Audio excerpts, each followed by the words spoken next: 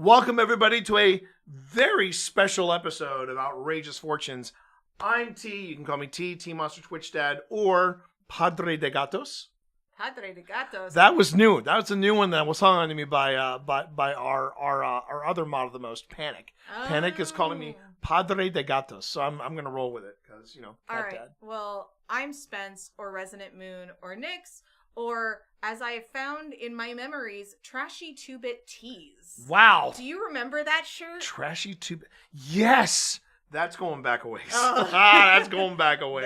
That's a 2014 poll. Anyway. What you are seeing right now is a live lesson because I, being a Southern Christian-born kid, wanted to learn the ways of tarot. So I came to my friend Spence, who is a 20-year veteran of tarot readings. And together we are going to go through the cards, their meanings, see if we can find any patterns as we pull the cards, and we'll definitely go down a tangent or two. As we haven't already. So going ahead, kick back, grab a beverage or two. Did I need to get you a beverage, or are you good? I had a seltzer downstairs, and it was delicious. You can always edit and just go downstairs and get that seltzer and come back up if you want. It's fine. I finished it. All right, then. Away we go. Well, let's take a deep breath and turn our attention to the cards. So what you'll notice where my camera usually is on stream, I am streaming from my phone. This is the Galaxy Tarot app that I use for my daily practice. So it gives me a card of the day. It allows me to do readings on the go. And this is actually how I got started reading tarot professionally at one of our events, Balticon. That's right. That's right. We had a new media party, and the theme was old media meets new media. And I said, I am out of money, and I can do tarot readings from my phone. So I set up a jar for tips, and I was just like, okay, I will do readings from my phone. There we are. This isn't the first time, by the way, that Spence has done readings from our lovely home. That was actually our first foray into this. We didn't record it as an episode. No, we didn't. We hadn't decided to do it as a podcast yet. I hadn't approached you about that yet. No. I hadn't bought Wonderland yet. Yes, you had. Had I? So New Year's, 2 days after New Year's is when you reached out to me. That's right. Oh, that's right. And you came over. And I came down the next week. Yep. And we did the thing. Yep. And I gave you the Baby's First Tarot. Baby's First Tarot. And I've started my photo journal. What did you think of my daily read yesterday? I couldn't read the card. It was, I can tell you what it was. Give me a second. Also, I have to live in my sunglasses now, in case any of you are wondering. Oh. I am so light sensitive that the only time I really don't wear my sunglasses is when I'm, it's a Seven of Swords. Yes. Got it. The only time I don't wear my sunglasses is when I'm driving at night. And even then, sometimes I have to because people's halogen lights are a lot. But, so let's look at the Seven of Swords real quick. Yeah. So, the Seven of Swords it can be forgive the pun, a double-edged sword. So, it can be about strategizing, about getting everything done, or it can be about somebody who is being very sneaky. Because if you look at the character here, this character is trying to figure out how he can carry those last two swords. So when we look in here, the interpretation, Seven of Swords often signals a time to prioritize your own thoughts and needs, even if it means going against the grain. This card can suggest scenarios involving cunning or secretive actions, sometimes pointing towards deceit or theft. It's a reminder to be mindful of your actions and their alignment with your values. Are you being honest with yourself and others, or are circumstances pushing you to hide your true intentions? This card doesn't just highlight self-preservation, it also is about finding balance between protecting your interests and living authentically. It encourages you to consider the fine line between strategic thinking and misleading behavior. So remember I said that that's a double-edged sword. Right. Urging a closer examination of whether there are ways to achieve your goal more honestly and openly. Now, if we go to the reverse meaning, this is why I love this app.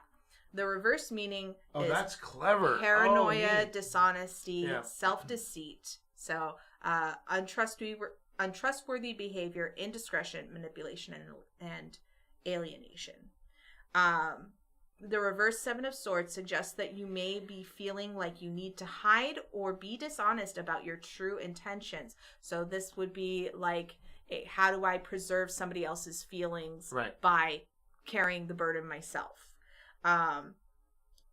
This card can indicate a sense of internal conflict as you try to balance your personal values and goals with societal pressure and expectations. You may be feeling like you need to play a role in order to get what you want, but this kind of behavior can erode your personal integrity and leaving you feeling unfulfilled. The reverse Seven of Swords can be a call to action to look inward and reconnect with your true self and live more authentic and honest, live in a more authentic and honest way. This can help you regain a sense of control and stability in your life. So think of like Edmund in The Lion, the Witch, and the Wardrobe. He starts acting very misleading and inauthentic to his siblings to get what he wants from the White Queen. So that's just a storytelling way of relating to the reversed Seven of Swords. And I'm sorry, but I've had Turkish Delight. It was not worth it. It was not. That is some of the nastiest stuff I've ever had. Remember, this time in the 40s, in the England, 40s, yeah, sugar was at a premium. Didn't matter if it was poo. If it was wrapped in sugar, you were eating that thing. Mm-hmm. So just as a reference, this is the Seven of Swords in the Crooked Moon Tarot deck, and as you can see, yes, that is a spider person. Oh wait, it's a drider. Yeah. So that was the artwork that was used for the Seven of Swords. So the plan here, by the way, everybody, the plan here is eventually I won't need the guidebook. I'll be able to pull up a definition from it without using the guidebook, or at least some keywords. Or at least keywords. Yeah. That's the game plan. So basically, because of my involvement with the paranormal, I was starting to get more and more. I was more and more. Let me rephrase that. I wasn't necessarily getting into tarot, but I noticed that tarot was coming up in a lot of different things that were involving the paranormal. And I said, and then when I got this Wonderland deck, which is a breathtaking deck, I was like, I don't think I want this to just kind of be sitting idly by. I want to actually figure it out. That's when I turned to Spence. Now we're here, and now I've got my second active deck, if you will, and that's this week's deck, which is the deck from the Crooked Moon. So I'm going to do my daily read for today, and it is one that I haven't had before: the Wheel of Fortune. Wheel of Fortune. And this is what the Wheel of Fortune looks like in the tarot deck. Yes, that's an alligator dressed as a pirate. All right, so we have the Wheel of Fortune. I want to say that again for the kids in the back. It's an alligator dressed as a pirate. It's like what was the name of the guys? Oh, the guy in Backrooms. The guy from Backrooms. His furniture store was pirate theme. I remember.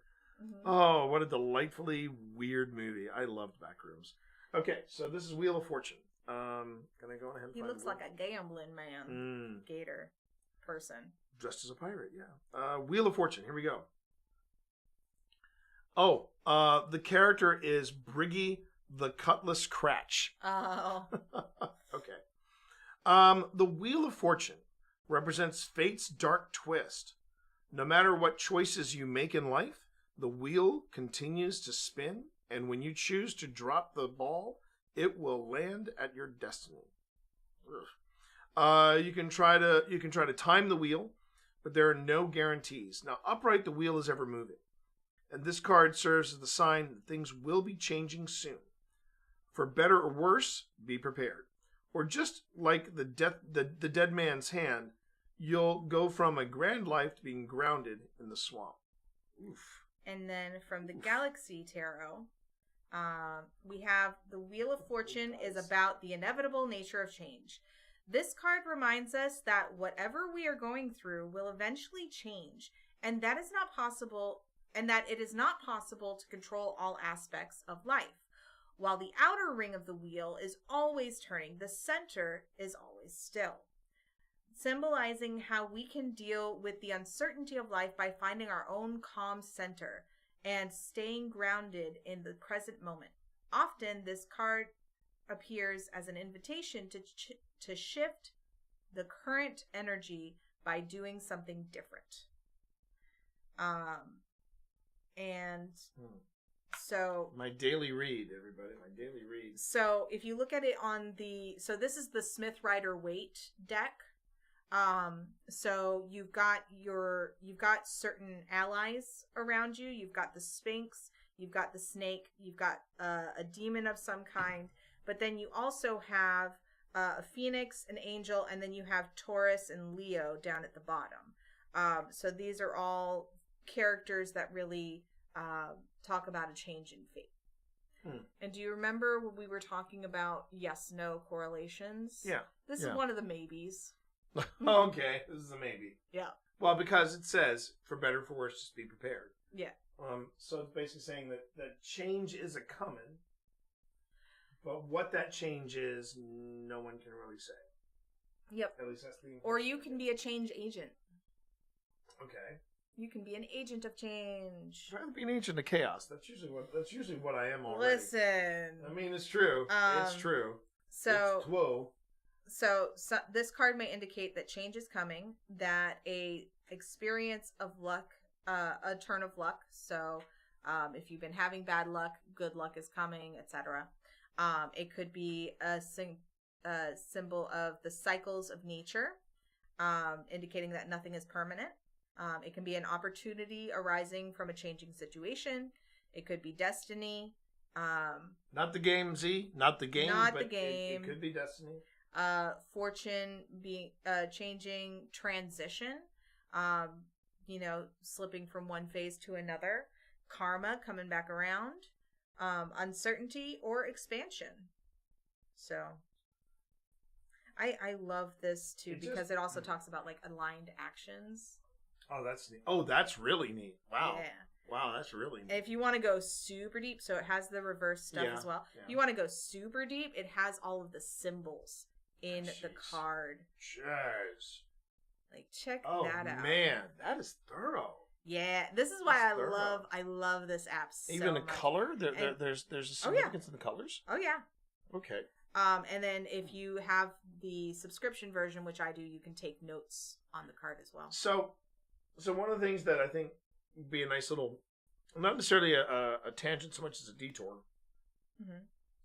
The cards, if you look at the Wheel of Fortune card that Spence pulled up, and then you look at my Wheel of Fortune card, you'll notice that a lot of the thematic elements of it are the same. Mm-hmm. But you'll also notice that some of the symbolism is dramatically different. A great example of that would be the Seven of Swords that I showed you. You'll notice that if you look at the card, the Seven of Swords from Crooked Moon, it was the same thing. It was the guy looking over his shoulder, trying to figure out how to get those last two swords. You'll notice that theme is still prevalent in this in this rendition. The only difference is that it's a giant spider doing it, and I think the other thing is that it's a major arcana versus a minor arcana. Yeah. So the major arcana is going to have some sort of character to it. The other thing I want to point out is that in the outer wheel are all letters from Hebrew language. Yeah. Well, no, these are numbers. Yeah, but on yours, yes. Can I see that real quick? Yeah, sure. So I can look at it closely. Yeah. Interesting. Well, yeah, because it's a roulette table. Right. But. So in this case, the Wheel of Fortune is literally a wheel with, the arcana of the Hebrew faith, versus here, where in mine it's a roulette wheel. Yeah. And you've got again, an alligator dressed like a pirate. Yep. Because Southern Gothic. That's the theme of Crooked Moon. Yes. Southern Gothic. Because Southern Gothic. Because Southern Gothic. Okay. All right. Would you like to explain the setup that we have here? Sure. And I can actually... My Bloody Galentine just posted something about Pyramid, an Appalachian magic store in I Waynesboro. almost went there this past weekend. But anyway, so this is where I first learned about this reading. So the reading, it's called The Way Forward. Aha. Okay, The Way Forward. I kind of like that. And so we can begin the reading. I can either shuffle the cards. This is what it looks like when I shuffle the cards. Mm-hmm. Look at this. Oh, get out. Get out. And then you can, on. Cut the deck. Oh my God. That is so baller. And then you can draw cards. So the first card is the situation at hand. Okay. That's this one. Yep. The second card is the challenge. The third card is the advice. And the fourth card is the outcome. Potential outcome. And then I can flip them over like that. That is so neat. That is clever. Now, and then here's how it looks when you spell it out. Neat. And you can tap each card to get a better. Clever. Yeah. So this amaze. This is part of my origin story, everybody, and this made sense to me, so I did the thing. Now, can Galaxy Tarot, the app, can it pull other artwork from other decks? No. So the deck you're looking at right now, that would be considered like what the Smith Rider Waite, which is the definitive deck. It's what people consider the standard. Right. Like this is where all the other tarot decks source from. Okay. So yes. All right, but let's go into your reading. All right. And friends, if you're just joining us, again, this is Outrageous Fortunes live, and we're sharing the same space, which is really kind of cool because we love our Spence. We're friends. We're friends. Okay, so first card, and sorry that I don't have more camera resolution. I'll try to fudge it as much as I can, but this is the best I've got for now. But the first card, I knew it was going to be reversed. It is the 9 of Cups. Ooh, that's interesting. That's a cool card. Sorry, that's a cool card. Right in my face? Well, I just wanted to make sure you could see. I do like the positioning. So compare that Pumpkin King with this guy right here. Oh, interesting. So the posture is the same. Posture's the same. They both got the grin. But this is the 9 of Cups. Yes. Yeah, 9 of Cups. Reversed. 9 of Cups reversed. Okay. I'm still at that point where when it comes in reversed, I get nervous. And I know that's not necessarily it can be a good thing, it can be a bad thing. Right. But I'm still nervous no matter the suit. So here we go. 9 of Cups according to the Crooked Moon. The 9 of Cups represents fulfillment and fruition. In a reading, it suggests getting what one desires, but it may accompany a sinister twist that brings unforeseen consequences and challenges. It sounds like the monkey's paw. Well, I mean, that's your deck. Right. Now, this is reversed. Reversed, your contentment feels hollow, marred by overindulgence and superficial happiness. Mm-hmm. You can only fool yourself with false joy for so long before the illusion crashes around you. Yeah. Okay. So, reverse keywords: disappointment, dissatisfaction, overindulgence, superficial, envy, unfulfilled wishes, materialism, self-indulgence, and lack of gratitude. And this is the big difference between most decks and your deck. So the reverse 9 of Cups suggests that you might be struggling to connect deeply with life's pleasures right now. It is as if you're coasting through experiences without fully enjoying them. Perhaps too caught up in thoughts or distractions to savor the rich details. Ooh, I had a physical reaction from you. You might even feel that joy is something you haven't earned yet, forgetting that delight in life doesn't need to be deserved, but simply embraced. This phase may also see you overindulging, possibly without truly relishing in the experience, as a way to fill an underlying emptiness. Think like binge eating and stuff like that. Yeah. This card invites you to slow down, to be fully present, and to consciously reconnect with the simple joys life generously offers, allowing yourself the space to truly appreciate them. Okay, so if I'm hearing this right, and this is where it gets tricky for me. So this is the problem at hand. No, this is the situation. The situation at hand. This is the situation I want to talk to you about. Right. So, are you not taking things slow enough to like savor them? Oh, jeez. Well, it's not an issue. It's not by choice. Yeah. It's not by choice. Like, okay, so both this weekend and last weekend, I'm going to run down real quick last weekend, and I'm going to run down real quick this weekend. So last Friday, I woke up early to try and finish part 2 of our investigation of Linville Manor. I did not, because promptly at 5, I had to drop everything. We had to go over to the Rossies and coordinate, because we had at 7, we had to get to the Appomattox Historical Jail, I should say, and do a live investigation. We then roll back in at 2 a.m. We got to bed at 3 a.m. I'm back up again at 7 a.m. so that I do finish the investigation. I get another hour of sleep. I clock in my shift at Ghost Stop. And then again, I had to abruptly drop that, go upstairs, and we did, at the call, me and Phil, with a bunch of other people, we did part 1 of Welcome to Silent Hill. Then 8 o'clock, we shuffle on over to Ahi. We get dinner. We get over to the Rossi house.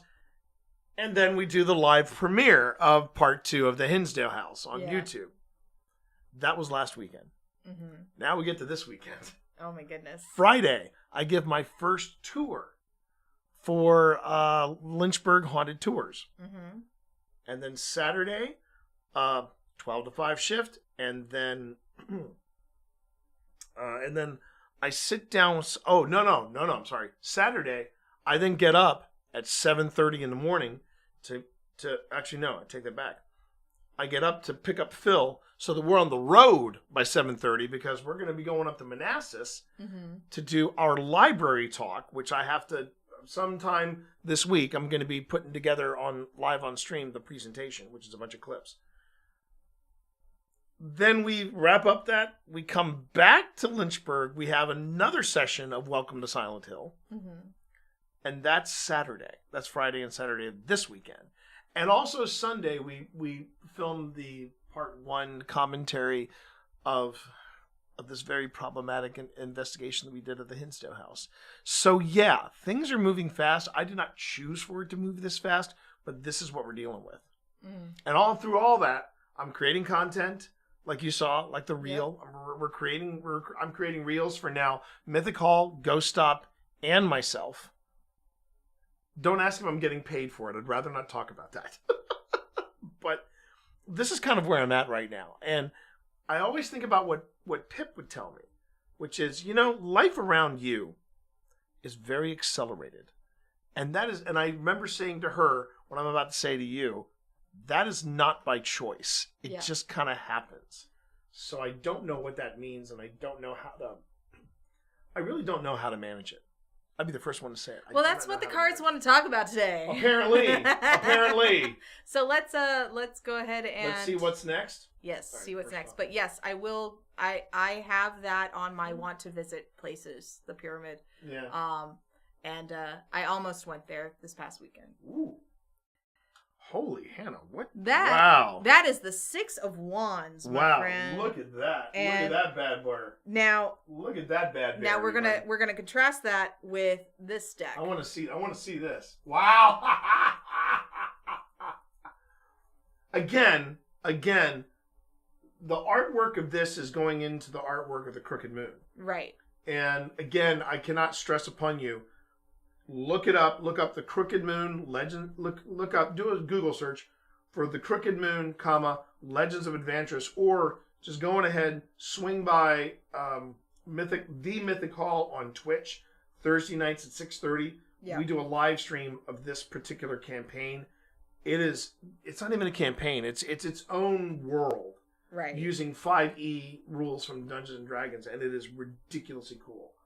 All right, so this is the Six of Wands. Yes. Okay. And I will say that if you're watching this on the YouTube channel, by the way, if somebody could type !podcast, you can get a link to the YouTube channel. Likes and views would be greatly appreciated because we have no traction. Right. So I would appreciate you. Yeah. Oh, there it is. It took a minute. Yep. But yeah. So the link for the deck will be in the show notes. All right. So I'm going to go ahead and read this one. So this is the challenge, or what's in your way. So Six of Wands, victory, recognition, leadership, confidence, and pride. The Six of Wands is a card of victory and recognition. It represents winning, receiving rewards and recognition, and being a leader or a role model, and feeling confident and proud.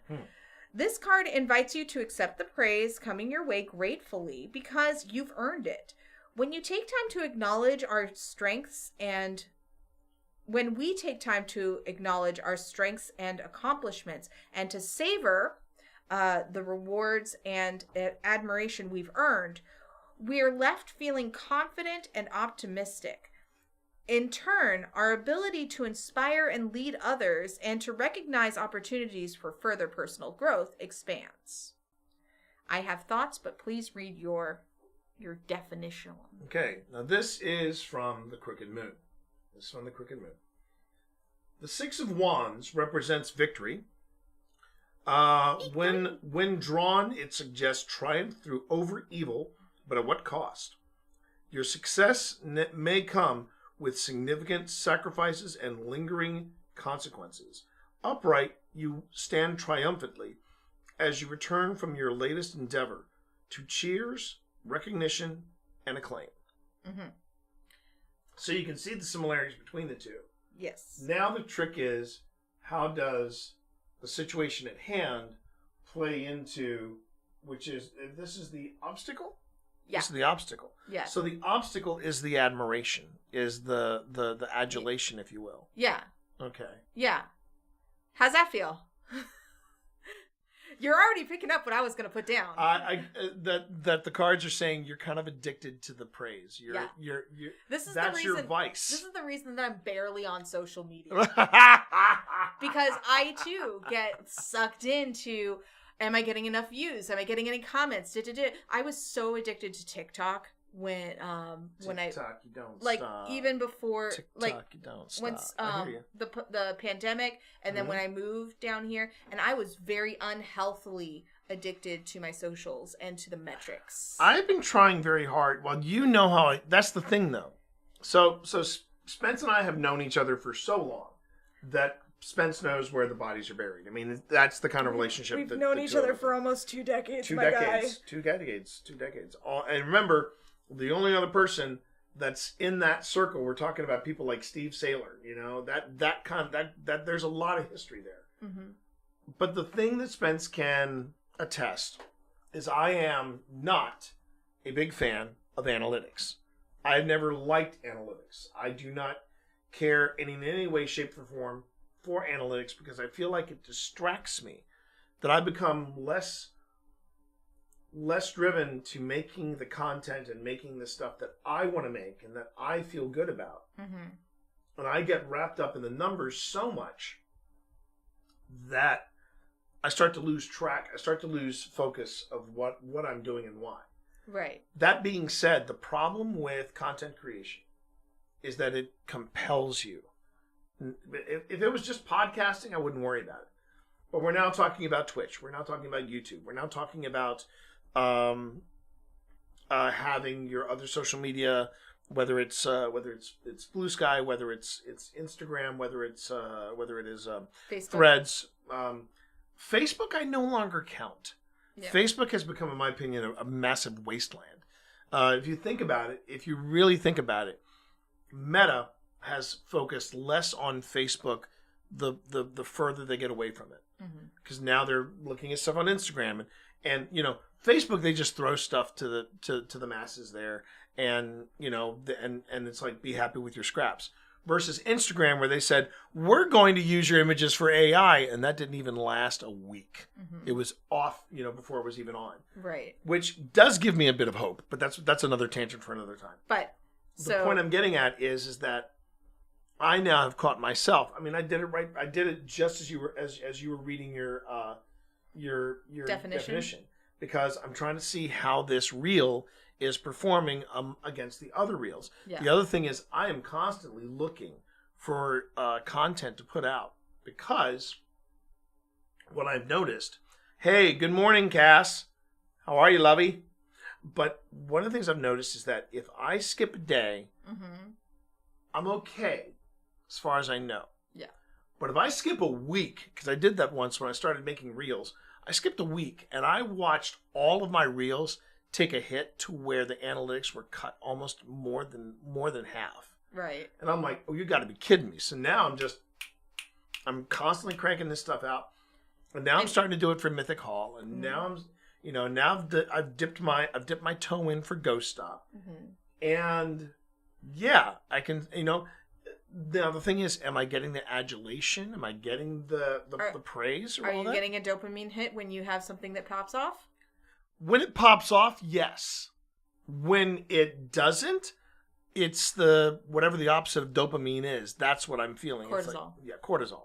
I didn't even know that had a thing. Okay, so yeah. All those things where your body feels icky and you can't rest and everything. That's cortisol built up in your body. Yeah, that's that. Yeah.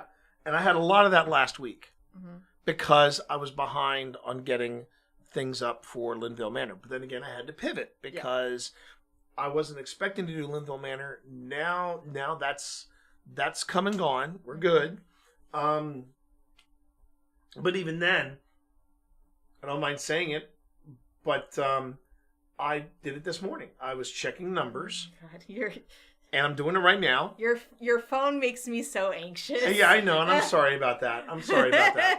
But like, the thing I've noticed is that the live that we did on Friday, get out as I'm watching you. Thank you, Sam. Thank you, Sam. Another person who knows where the bodies are buried. Hi, Sam. Good to see you. But the live that I did on Friday is actually outperforming the part 2 of Linville Manor. Yeah. And when that happens, then I start going into a mad death spiral, and that's just ridiculous. So so it's saying that I am addicted to the adoration. That's very interesting. Yeah. I never wanted to admit that, but would I admit it? Probably. Yeah. Okay. So now it's going to give me some advice on how to deal with it. Yeah, let's see what the advice is. What is it? I can't see. It's the Hermit. It's the Hermit. It's the Hermit. It's the Virgo card. It's telling you, go away. No, it's not. I don't think that's... Remember, don't ever look at this. It's like, if I turned over the death card, that doesn't mean I'm going to die tomorrow or anything. I would say you can take some of them at face value. Right. But the high arcana cards, there's more to them than appearances. Right. Okay, so we got the Hermit. More than meets the eye. Ooh. Oh, wow. Closer look at the Hermit card. Take a look at the artwork on that. That's breathtaking. Oh, pretty. That is breathtaking. So for you all on stream, because I know that there's a glare, but basically it's a dark wood, and then there is a fawn who is holding this spirit bunny. And she's got a staff with a deer skull on top that's holding the Hermit's lantern. And this is Farron of the Greenwood. This is a Virgo card, y'all. If you ever look up the actually I can pull that up. Zodiac Association is artwork, Virgo. the artwork of this particular set, the Crooked Moon set, is so wicked cool. It is so wicked cool. So while you look that up, would you like me to go on ahead and read? Oh, I've got it up, but you go first. Okay. You go So first. this time I'm going first. So this is the Crooked Moon definition of the hermit. The hermit is a solitary figure with old wisdom about nature and the elements of life. While you may wish for this person to be your guide, it may take time to acquire their wisdom. Upright, the light of the Pharon's staff reminds you to seek out new avenues of knowledge and find pathways through the dark. Find a retreat in nature and step away from your everyday routines for a moment to truly shed light on your situation. Go touch effing grass. All right, so yeah, but when it's not, wait. But when it is, it's only 80 something right now. It is 88 degrees and it's going to get up to 90. Well, then the grass is brown for a reason. Anyway, the hermit is about taking time away from other people and influences to check in with yourself. When this card appears, it is your invitation to step away from your everyday routines. Touch effing grass. And projects. Okay, that's going to be our clip is touch effing grass. Yeah, touch effing grass. The hermit used to be my card forever. I have recently transitioned to a different card, like as my personal messenger. But anyway, I actually marked the one you said was me, but keep going. Good job. Remember the lessons you've learned, your values, your vision, and mission, and get back into alignment. Deeply reflect on your own thoughts and feelings to see what you can learn about yourself, which in turn can help others. So, you know the term healer, mend thyself? Yeah. So this is teacher, teach thyself. Yeah, that I can see. Okay. And this is what I love about the hermit card, because the hermit never stops learning, but they have the lantern up to be like, hey, so this is where I'm at. If you need somebody to talk to, if you're going through it too, hit me up. And that has been hook up a brother. And if any of you have been following me for any amount of time, oh, that's too funny. That's me. That's totally me. But they're also the wounded healer, so they know through experience. And they take that time away because they've got no YouTube. I don't want to watch the FIFA World Cup. Go away. You do want to watch Project Hail Mary as soon as you can, though. No, I don't. Yeah, it's so good. I don't. It's I don't hopeful. though. It's hopeful. Okay, but anyway. Here we go. You have watched Vox Machina. Oh, right? yeah. Okay. Oh, yeah. Okay. You're watching Vox Machina. Yes. So, gotta get this is in season 1, I believe, where Grog goes to this arena and he meets Stormbreaker Groon. Yeah. Stormbreaker Groon is an excellent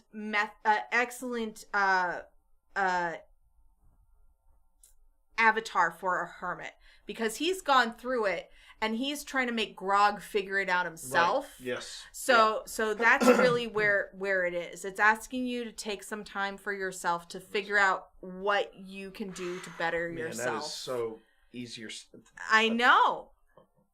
The hermit knows. It's so easier said than done, though. The hermit knows. I know the hermit knows. I won't be able to give him. Honestly, the only time I'm thinking, when can I give myself that time? Listen, the only place. Look. So here's some aligned actions. All right. So you can reflect on a personal experience. You could take 5 minutes. You could take 5 freaking minutes to meditate, take a deep breath, not look at your analytics, leave your phone downstairs. I understand. No, I understand. No, okay. So it is telling me to touch grass. Yes. But you're not saying like go off and like go to a what do they call those things? The yurts. Yeah. You go into a yurt and sweat it out or anything like that. No, you're not.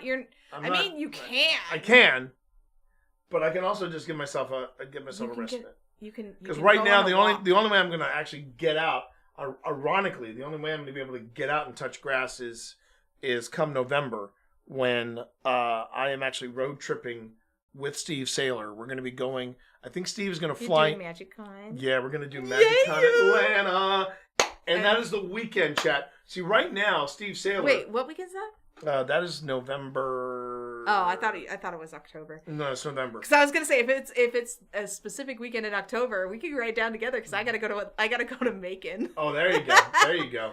No, actually, I can tell you the date because it is the date they're actually doing right now, chat. As we speak. Right now. Steve is live, and they are doing. Apparently, Magic is doing a reveal, an advanced reveal of the Star Trek set. Ooh.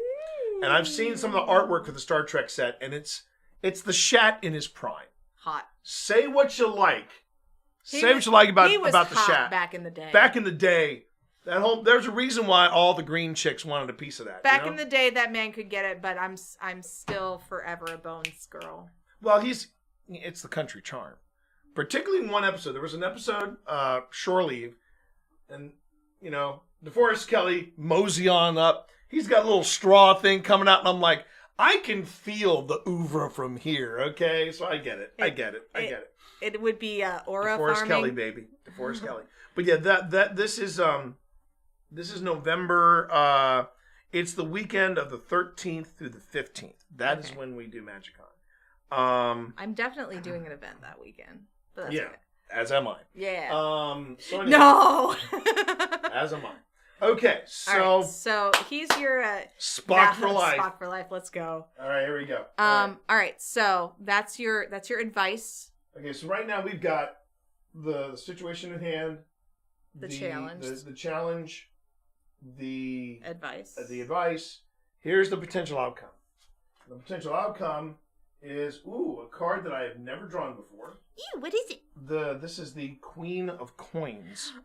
Ooh, we like her. She looks very. You have pulled her before, just not from this deck. Have I? Oh, okay. Oh, when she shows up reverse, you get to sing your favorite song. Which is what? I ain't saying she could gold digger. I ain't saying she's a bro. Go ahead, girl. Go ahead, get down. But look at her; she's so pretty, and so this is the Queen of Coins. Now, remember, I was telling everybody that the thing to know about this particular deck is that it does not have a suit called Pentacles. Yeah. Most of decks that are out there, it's usually swords, wands, cups, and pentacles. This one, however, does a suit called cups. Coins. And coins is basically the pentacles. Basically, it's the earth sign. So pentacles is also earth made. It's made with earth and clay. Coins come from gold, which comes from the earth. So it's a very material suit. So that's why the correlation is 1-1. So I have drawn this card before, but not from this deck. Okay. So that. Okay. So, after you. Oh, okay. Yeah, my turn. I'll let you go. My turn. So, comfort, safety, prosperity, conservation, devotion, and sensuality. The Queen of Pentacles is nurturing and grounded, known for her practical approach to life and her deep connection to nature. Touch grass. She values stability, creating a safe and comfortable space for herself and those she loves. Skilled in managing resources, she works diligently to achieve financial stability. When this queen appears in your reading, it's a call to embrace her nurturing spirit to your own life. Allow the tranquility of nature to rejuvenate your spirit and extend this nurturing energy to all areas of your life. This is a time to cultivate stability and comfort in life. I'm seeing like a morning walk before you get started. Oh, if only. Well, now, to be fair, normally, it didn't happen this morning because I was trying to get someone out of bed, and they did not want to get out of bed, and I did not want to push. No name names. I'm gonna name names, but didn't want to push anybody. But normally, what we do is Pip and I get up, and we do our exercise routine. Mm-hmm. And that is one of the things that we do to kind of break the monotony and touch grass is we get into the headset, we do our supernatural, Mm-hmm. we do our flow, we do our boxing, and then we are and I can always tell a difference Mm-hmm. when I exercise and when I don't. Mm-hmm. So I just want to throw that out there. Yeah. All right. This is what the Queen of Coins, Pentacles, coins, but this is what the Queen of Coins says for me. The Queen of Coins shows someone connected to nature and harvest, as we said, touch heaven grass. They can be nurturing and practical, but also selfish and unstable, depending on how secure they feel with their coin. Upright, which is what I got, the harvest of your endeavors has been bountiful, giving you stability and comfort even in times that seem dark and threatening. You use your resources wisely to protect, sustain, and foster growth in others with a special kind of magic. Okay. So that is the potential outcome if I admit that I'm a little overburdened Mm-hmm. with things, that I am addicted to the analytics, and that I should probably get out and touch grass, and if I do, I will prosper and benefit from it because things are starting to lock in. Have you ever watched The Big Bang Theory? Oh yeah. Okay. Oh, yeah. So there's this one scene with Sheldon where he's been up for like 3 days trying to figure out this problem. Right. And Bernadette comes in and she goes, "Sheldon, what happens to a brain when it doesn't get the sufficient amount of REM sleep?" And then he realizes that he is being very detrimental to his own thought process. Right. And so my thought is by prioritizing, making that space for you to exercise, to go outside when it's not scorching out, that will rejuvenate you enough to give you the stamina for the things that you need to do in order to keep bringing in that Six of Wands energy. Right. Because you're not able to put down the juggling balls right now. I said balls. Balls. Note, if I ever say balls, or if somebody says balls around me and I start giggling uncontrollably, now you know. Tell me to go to bed. All right. So Val would like to make a suggestion. I am open for it, Val. Yeah. Please let me know your suggestion. Continue, and then we'll go into Val's suggestion. Yes, because it's going to take time Right. for her to type it. But The delay. so you're going to have that, because you said yourself that you feel it when you don't exercise Right. versus when you do. So taking that bit of time to sustain yourself, or maybe even taking an exercise break, before lunch or after lunch, just even 5 minutes of stretching and whatnot, I find that helps me get some more energy because I'm getting more oxygen to my brain. Because while we're doing all of this streaming and everything else, we're very sedentary. Right. And our body needs movement. I admit I will give myself breaks, especially when I do my streams. I give myself breaks. Mm-hmm.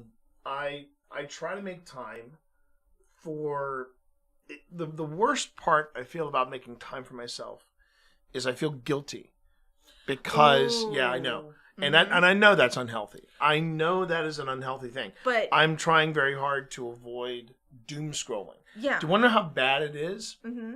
If I am on my bed and I am doom scrolling, I will feel this. And it is Hicks. Mm-hmm. I'm trying to capture on video Hicks tapping me. He is tapping me on the shoulder. Mm-hmm. He is tapping me on my back. He is tapping me on my arm. And he just gets up in my face and he does this whole thing of... Dad, you should not be doom scrolling. It's bad for your mental health. And I'm trying to capture that on video. Now, Vi has never given two craps about my mental health. Vi just wants to make sure that I have my opposable thumbs so I can feed her treats. But as far as allowing myself time, yes. Do I feel like I need to do that? I do feel like I need to.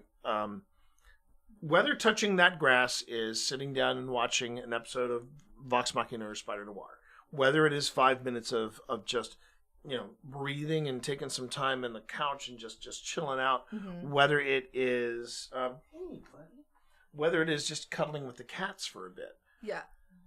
I don't feel guilty about those tiny little respites, but it's the longer breaks that I know I need, whether it's again Spider Noir or Vox Machina or whatever it is we are watching. I feel guilty sometimes when I take those extended breaks. Yeah. I shouldn't, but I do. So, let's read what Val has to say. So I'm a big proponent of Julia Cameron and the Artist's Way. She suggests a weekly artist date where you take yourself out to do something for your inner child. It's why I used to do creatives once a week at Gibson's. Okay. It might be something to look at. And I tend to agree. But also when we were reading on here the how she says to allow yourself extend this nurturing energy to all areas of your life. Right. And then one of the aligned actions is to engage in simple self-care. Takes away a lot of agency from us to choose what we can do. This is stuff that I've learned in behavioral cognition therapy. Right. So if you take should out of the equation, Mm-hmm. and you prioritize what your body needs and what your brain needs, even if you just set yourself a timer, Yeah. setting a timer and then ignoring everything until that timer goes off is going to be huge for you because it's tea time. Right. You see what I did I there? see what you did Tea there. Yeah. But it's going to be greatly beneficial for you. It's, you know what it is, Daddy? It's Evie time. That's what it is. It's an Evie time. And these cats are. So I got here and I was kind of a wreck. Because the appointment that I had was very emotional. I'm not going to go into it, but I came in, I sat down and hugged Pip, and EVP came up right away to give me cuddles, and I was like, "Oh my god, the Mountain Mama has given me affection. I feel so special." Because normally it's just Vi, her elegance that gives me the love and appreciation. And but yeah, I mean, yes, Evie. What is it? You want to come up here? Come on up here, Evie. If you want to come up here, just make the initiative. Come up here. Oh, there we go. There she is. There she is. Hi, beautiful. It's the Appalachian Queen. The Appalachian Queen, right here. She a mountain mama. Oh. Yosh. We love a tortie. Oh. She is now like, nope, I'm done. That's all I can take. She is also very camera shy. She does not like. Sorry. She does not like being on camera, but she is very photogenic. That tortie. So anyway, yeah, it's more about I don't want, like last night. Mm-hmm. I would have loved last night to have taken a break because that was when it had been reported that we lost one of the greats, Sam Neill. Yeah. And I wanted to pop in either Jurassic Park or Event Horizon, and I wanted to watch that. And Event Horizon messed me up. It messed up a lot of people. Apparently, the story that I was seeing a lot on Threads was that people fell in love with Sam Neill in Jurassic Park because it was Sam Neill, and I'm like, yeah, but he's done some pretty dark stuff in the day. But he was wholesome in Jurassic Park. Well, then Sam Neill comes out in this movie only a few years later called Event Horizon, and there were kids that knew him from Jurassic Park and were like, oh, a Sam Neill movie. So they went to go and see Event Horizon. These are kids in single digits, okay? And they saw that movie, and I guess their parents either just dropped them off or didn't watch the movie with them, because I saw Event Horizon. You had to be a teenager when that came out. No, it came out, but I was like, I think I'll set that for now. 96. It came out in 96. So I had just cracked into my 20s. Yeah, but I really just did not. I don't think I was ready for Event Horizon. I finally saw it in my 30s, and yeah, I'll tell you right now, I still wasn't ready for it. It was a great.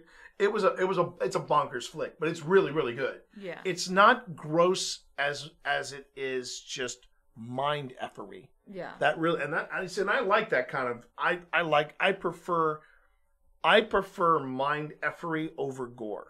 It's mind effery in space. Yeah, mind effery in space. No worries. Oh no. Oh my God. Really? Can we address that Sam. after Yeah. podcast? Yeah. Anyway. So the only other thing I wanted to go over is, like, we had talked about different spreads before. Right. This is one of the reasons I love this this app, because it gives you a bunch of different spreads to choose from. Jeez. And so you can learn different ways of using your deck. So how many cards goes into the year ahead? That's usually it's 13. So there's one for each month and then one for the year overall. I've actually done a lot of them recently. I had my 5-year affiliate anniversary on Twitch. Okay. And so I did raffles, and most of the people who got a raffle, they wanted a year ahead reading. Actually, go on ahead. Yeah. Can you swipe again real quick? Yep. I wanted to see something here. So these are for How insight. about- This let's- is love. Can we do clarity? Sure. I would like to try Galaxy Spiral. That might be too much. Yeah. So this one is a 3-card reading. Ooh, okay. Well, So this spread will help you separate the reality of the situation from your feelings and beliefs. Once you're more clear about what's true and what your subjective perception, you can begin to make meaningful changes. see that. I think I might, after this particular reading, doing a follow-up reading with clarity might actually be pretty good. Because because reasons. So it's 3 cards. Hey, Ladies? hey, no, it's just beating up my boys. I just gotta beat up my boys. Okay. Is that Hicks? Oh no, it's the collar. It's This is Hudson. Hudson. Hi, Hudson. Don't let your mama traumatize you. You're a good boy and you're a brave boy. So we're going to shuffle the I'm cards. gonna shuffle the cards. I'm gonna do it again. You want to tap it? Yeah. Go ahead. Go ahead. Go tap it. Tap. I'd tap that. I'd tap that. You tap it again. No, we'll just cut it. Okay, you want to cut it? All right. Cut. And do. All right, we're gonna make this a faster shuffle / cut than we did last Yeah. time. All right. So All right. so the first is facts. Go ahead and tap. The second is feelings. And the third is beliefs and assumptions. Okay. All right. All right, so we're gonna try this one more time. Okay, so you said the first one was The first one is the facts. facts. Okay. The second one is feelings. Feelings, And the third one is beliefs and assumptions. beliefs, and assumptions.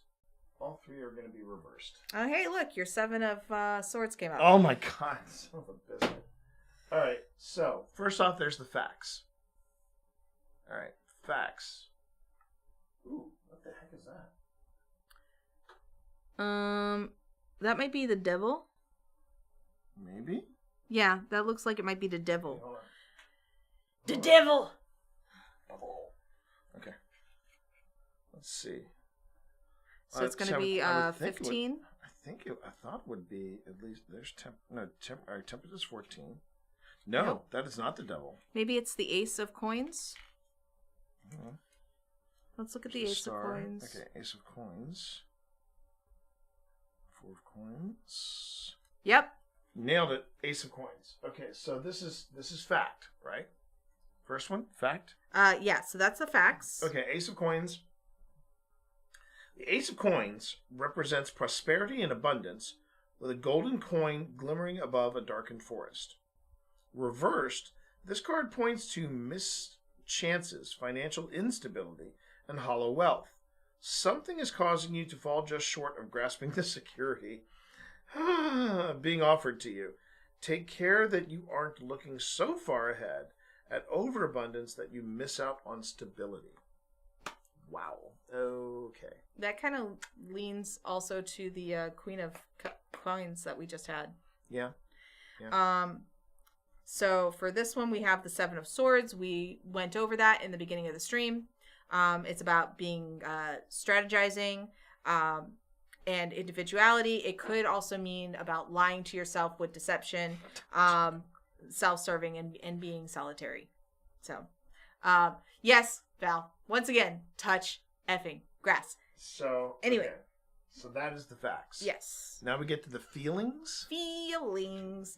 This is what you're feeling about the situation. And this is, let's see, this looks like to be That is a Six of the Coins. 6 of Coins reversed. 6 of Coins reversed. So 6 of Coins normally is about generosity and about having a balance of give and take.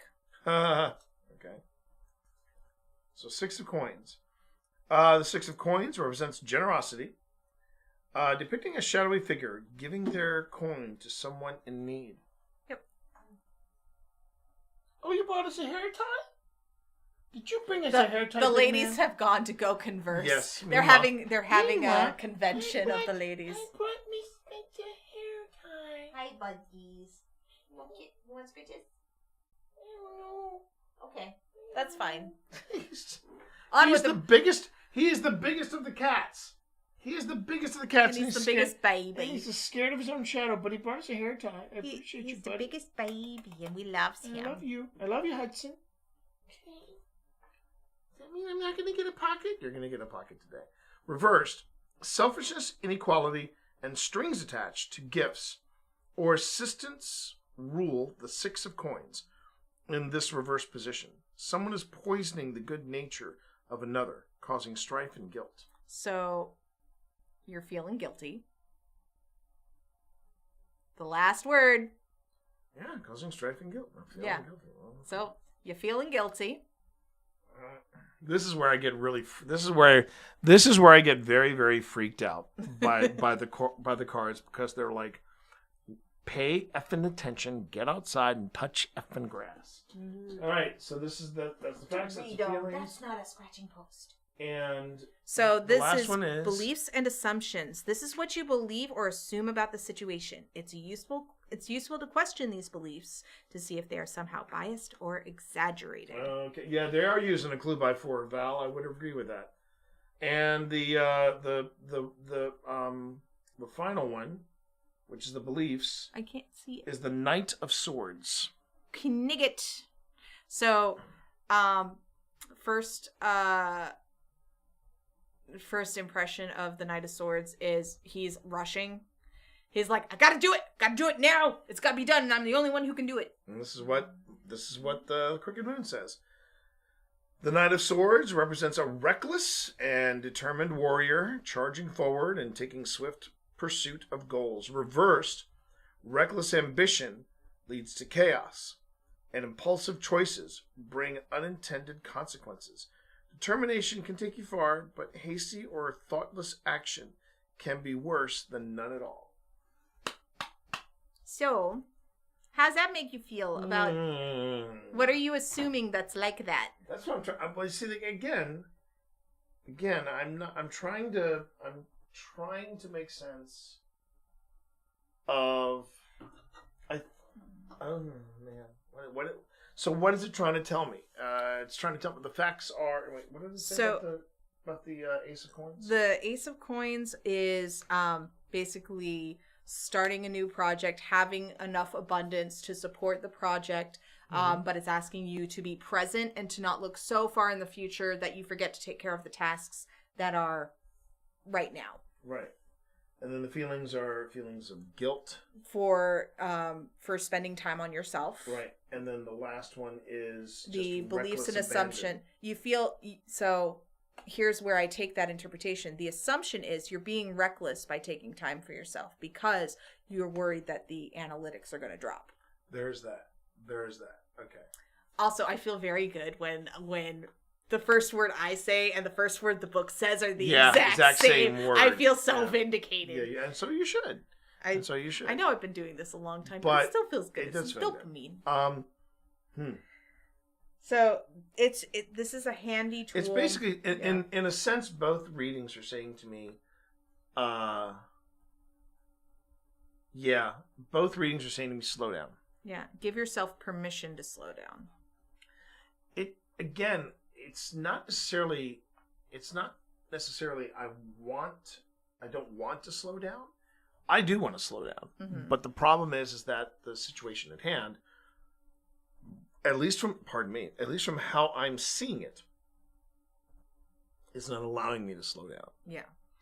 Now, that may mean that I have, as the Knight of Swords depicts, I may have lost control of the situation. And You I may have bit off more than you can chew. Not even, I wouldn't say bit off more than I can chew, but I will say I need to pump the brakes. Mm-hmm. And unfortunately, it's harder. It's not impossible for me to pump the brakes, but it's harder for me to pump the brakes when I don't have, this is a great example.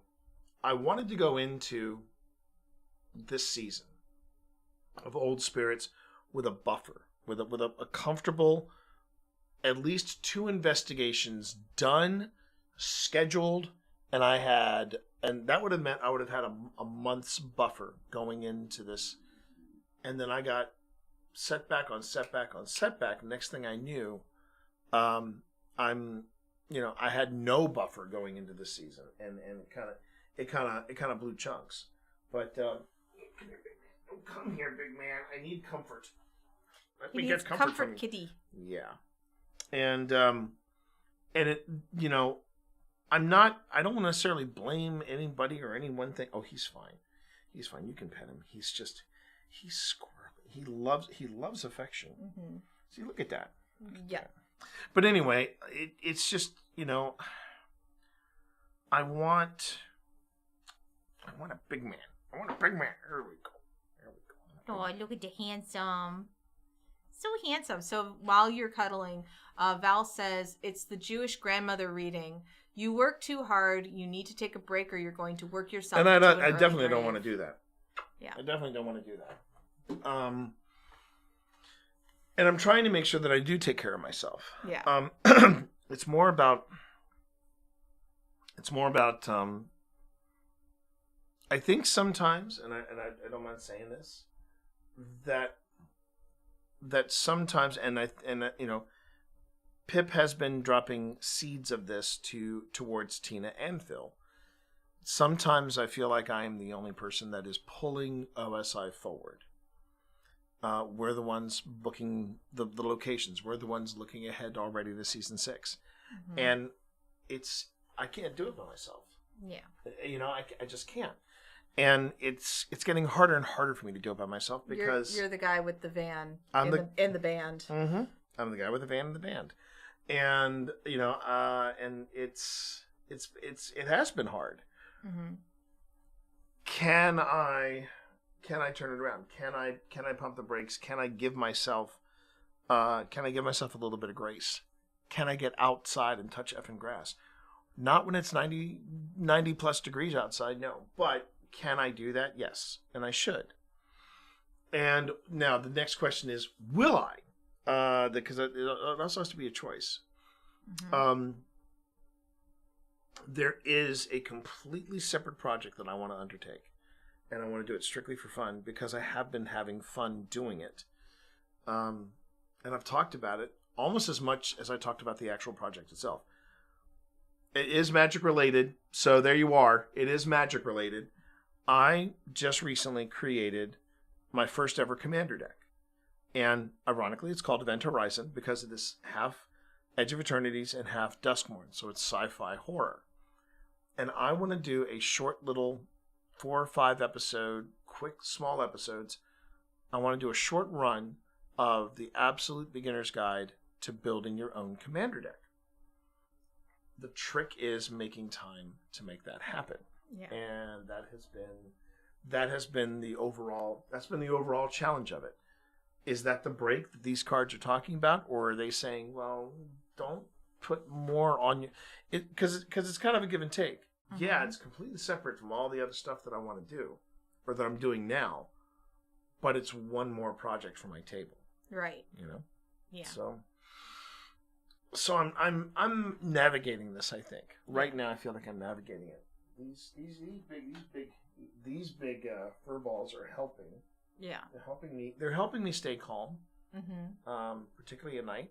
But yeah, I get the reading. I see what it's trying to do. Like Val said, it is a clue by 4 today. So I have stuff to think about as we look at the Hinstone house later today. Yeah. So let's wrap this up because I know you got to be getting home soon. And you got stuff to do. I gotta go drop off my car. There we go. At the garage and get the AC fixed. But that's miserable. I need it. So my big thing this weekend I'm going to be doing readings at Spirit Fest. This episode will be coming out mid-August. So yeah, there's that. Val, I will message you once I get in my car to tell you how long it's going to be till I get there. Let's see. And then let me go to my calendar. What's on my calendar as well? Hello, friends. Let's see. Nope. Right now, August is absolutely quiet. Empty. Yeah, my August is quiet. Hey, we could do something together in August. We could, couldn't we? Yeah. Again, something else that's on my to-do. It is on the to-do list. It is physically on the to-do list. Is getting in touch with the folks at CNO. So that has not left my viewport at all. But again, I have to do that. Hello, Hudson. I did a thing with my nails, yeah. and he was like, "Ooh, what that?" Anyway, we're getting distracted by cats. We have a lot of those here. So yeah, that's my next thing. But if you have something in August and you want to see if I can get booked there, reach out to me. You can leave it in the comments. You can subscribe to this channel. Posting these VODs every Tuesday. So there's that. And you can come join us on Twitch. So Twitch, the Tea Monster, and not the Resident Moon. And yeah, we try to do this every Tuesday. Health not necessarily in the same space. It's going to be a different setup. But today was fun. Health and schedules permitting. Yeah, so that's everything right now. So with that, thank you everybody for watching. We appreciate you all being here. And until next time, may the cards ever be in your favor.